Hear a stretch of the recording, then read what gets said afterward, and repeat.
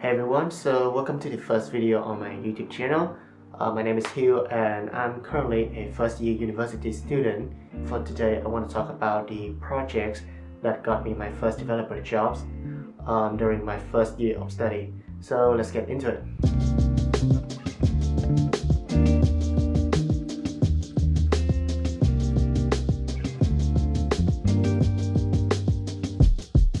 Let's talk about what I built first. So I built a web application called Meetings. Meetings is a platform that I built to support the productivity of both online and offline meetings using three different modes. The first one is speak and queue. The second one is the typical Q&A mode, and the third one is a share whiteboard that can be used and shared across all the members in the room. So allow me to demonstrate. So this is the main homepage of Meetings, and as you can see here, we have the option to create a new room, or you can join an existing room. And on the top right hand side corner here, you can hit on that and you can change your name. So my real first name is Kang, but in Australia my name is turned into Hugh, so my middle name just become my first name. But anyway, so I'm going to change to Hugh real quick here, and eventually my name is going to be Hugh right here.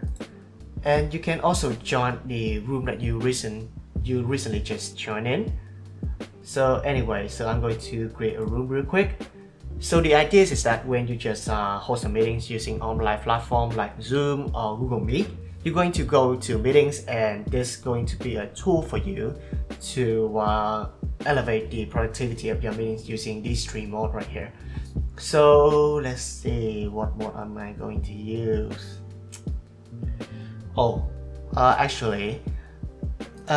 I'm actually the only member of the room right here, so how about I just invite another one here.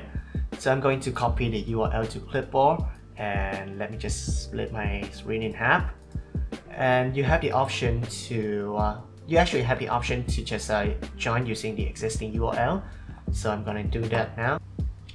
So before I move on to the actual mode themselves, I have to state that my application is actually a real-time application. So I've done this by using a WebSocket offered by AWS.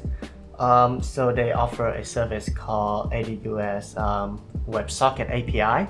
So yeah, it's actually really easy to use, and it's have a really good integration with my serverless function. So yeah, let's just get into it. So basically, when I just changing the mode here, so such as I change it to Q&A, I'm actually just sending the message to every user or every member of that room saying something like, okay, so our current mode is Q&A, so please change it to this mode. I hope that makes sense. So the front end of those clients is going to change accordingly to this mode.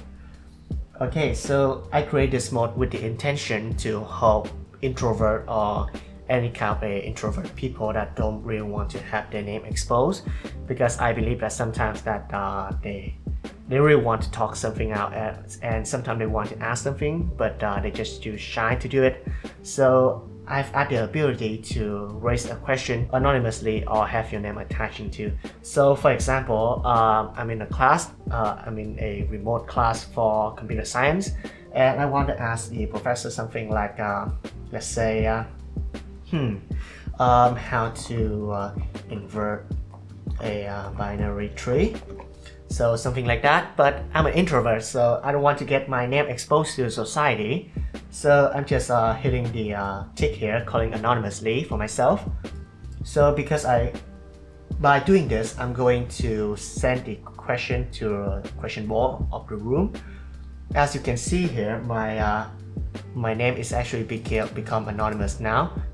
So yeah, because I'm the owner of this question, I'm able to delete this question by my will. So yeah, let's just move on to V. V is more extrovert than me in class, so let's say she want to ask something like how to create a map using JavaScript, something like that, and she's going to hit Control Enter. Her question is going to be pushed to the question board of the room itself. So because she's the owner of this question but not this, she can delete her own question there. Okay, so I want to make this mode one step further by implementing machine learning on the front end. Well, you're not hearing that wrong at all, because I have used Tensorflow.js on the front end, particularly when the student or the user just raising the question to the room here, because I believe that this is internet, and for the student, they can exploit the anonymously function here to say bad things to the teacher, for example. So I want to minimize the risk of that going to happen. So here I'm going to say something to the host, or I'm going to say something to the professor, saying something like you suck, and hit Control Enter. It is going to render please respect each other in the meetings. So moving on to the next mode, I'm going to talk about the speak in queue mode right now. So to be honest, I think that speak in queue is actually really niche. There's hardly any use case for it. The only use case I can see for it is for a debate or for the uncontrollable meetings. So yeah, I created this mode with the intention that I don't want everyone just speaking all at once. So if they want to speak something, they are going to hit the button raise right here, and the name going to be up here on the top, and whoever hit the button raise first, they're going to speak first. So here, as you can see, because I am the person who hit the button raise first, I'm going to be the on the top right here. I'm going to ask the professor something. I'm done speaking, and the professor has answered my question. I'm going to hit the button done. For V, she's the next one on the list here, so she can speak to the professor to ask every kind of question she want to ask, and after that she can hit the button done as well. So pretty much now the queue is gone. So as I said, this mode is really niche, so I don't know if anyone going to use it, but I think that's going to be really useful in kind of a uncontrollable meetings or in the debate at least. So yeah. Don't forget all the lovely things we plan to do today.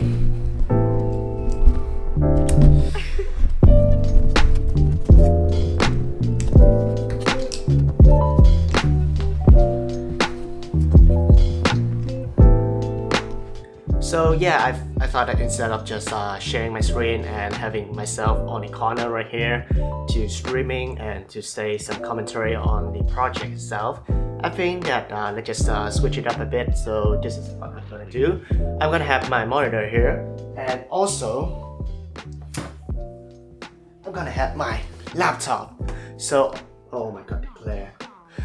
Anyway, so on the laptop here and my PC, both of them are connecting to the same room, which is how do I show it? Okay, so which is 524729.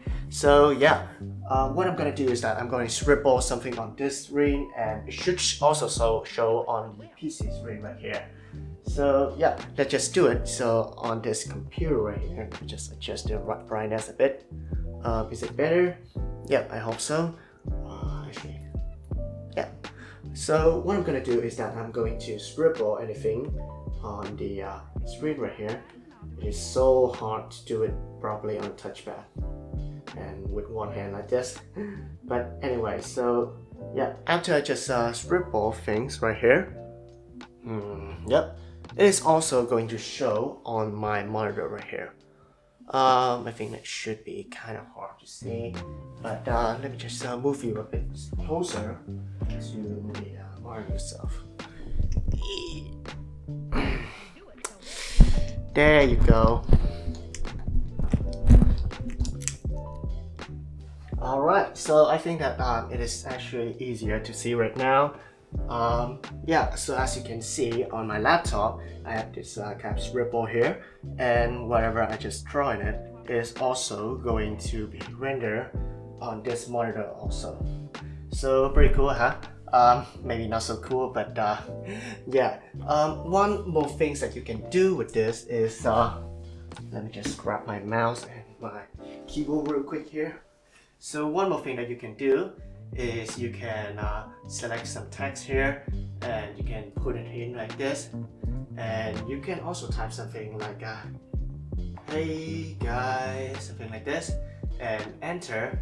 It is also going to having this hey guys on the whiteboard itself, and of course you can also erase everything here.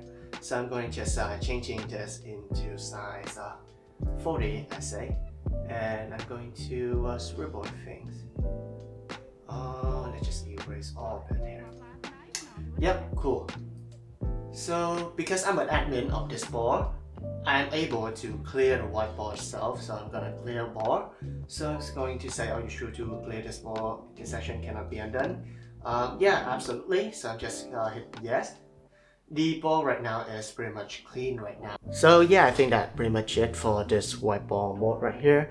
And it does take me a lot of times to developing this mode because it's actually pretty complex for me, at least.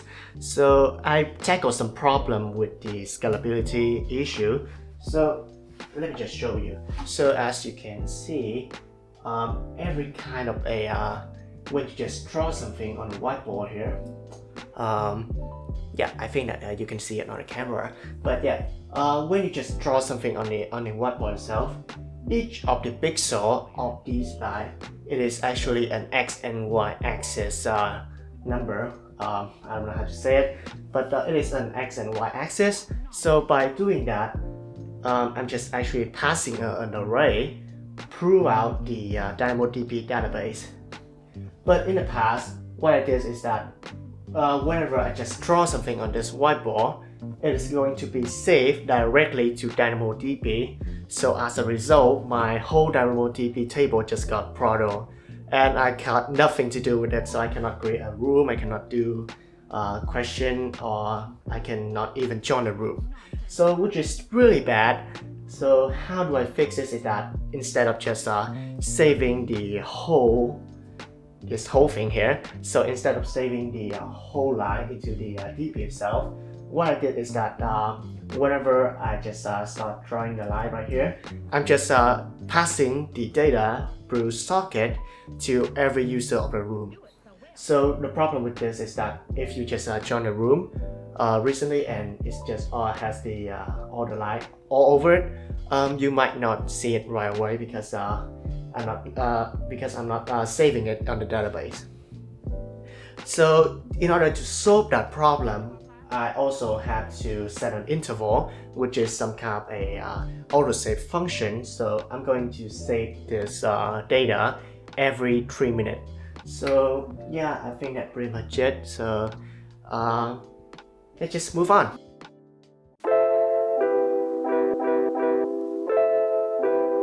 So for the front end of my application, I built it using React.js and Redux. And for the backend, I built it using Serverless, and particularly AWS Lambda with integration using Python.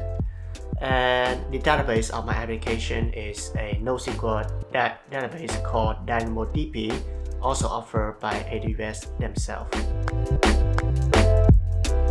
So the reason why I just using Serverless is because of how easy it is to set up and get your projects up and running. And the second reason is that I was a complete newbie during the development of this project. So at that time I have minimal knowledge of coding in general. I know a bit of Java and some of the web development stuff I studied on Udemy. And of course some Pascal I learned from high school. So yeah, I believe that Serverless is actually a solid choice to go with your personal projects because it is really easy to set up and you don't have to worry about scalability too much in the future because Serverless is designed to be auto scale. Yeah, and the second reason is that if you're a complete beginner, you don't have much knowledge about the backend and stuff, I recommend just checking out Serverless, and then somehow you can get your projects up and running to have some kind of ideas of how a full stack web application works, and then you can learn more about the real server in the future. So for me personally, I'm actually just thinking of moving my projects into a VPS, which means I will just rewrite the whole backend itself, and I'm actually considering just hosting my project using AWS EC2, but there's actually a lot of good options out there such as Vultr and DigitalOcean, so I might look at that later.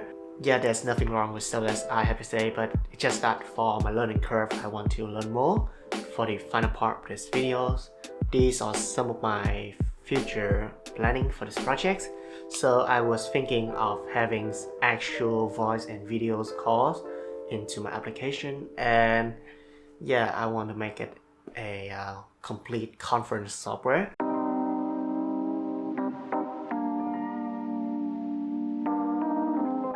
Okay, so before I wrap up, I want to say that projects is actually not something going to land you a job right away. So these are the things that you need to consider before doing these projects. Doing project is mostly for your learning curve, and also you have something to put on your resume to show the employer that you actually know how to do something, not just every kind of knowledge you have, but something that you can do. So I think that this part right here is the crucial part when you just having a job, and whenever you do a project, you're actually going to face a lot of problems, and when you face the problem, you can get mature enough in the industry itself of how actually you're going to handle things, and you got a lot of story to talk on during your interview. Thank you for watching, and I see you on the next one. Bye.